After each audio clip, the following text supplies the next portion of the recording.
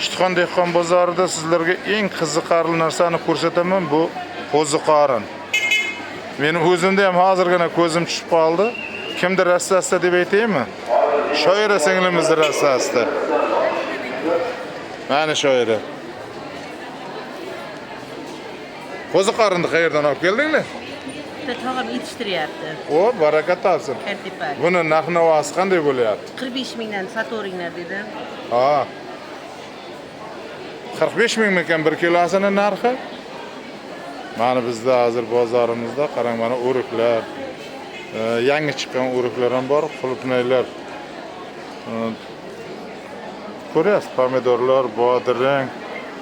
Nimagadir bu rastani egasi xomush. Ekranga qarag'is kelmayapti.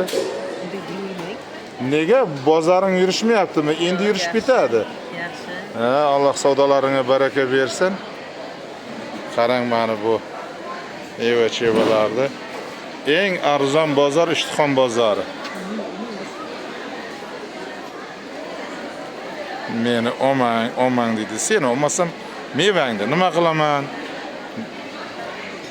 Chunki bu ham o'zimni singlim, ham kelin, qishloqdoshim, og'aynim, qarindoshim bo'lgani uchun haddim siqadi.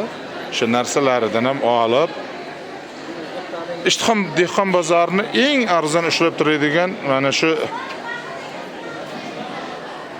shoira, Gulsara, mana shu singari singillarimiz bo'ladi.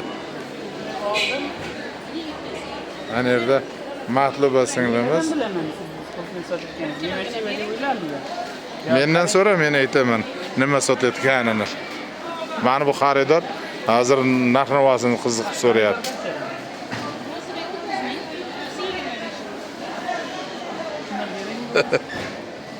Aka.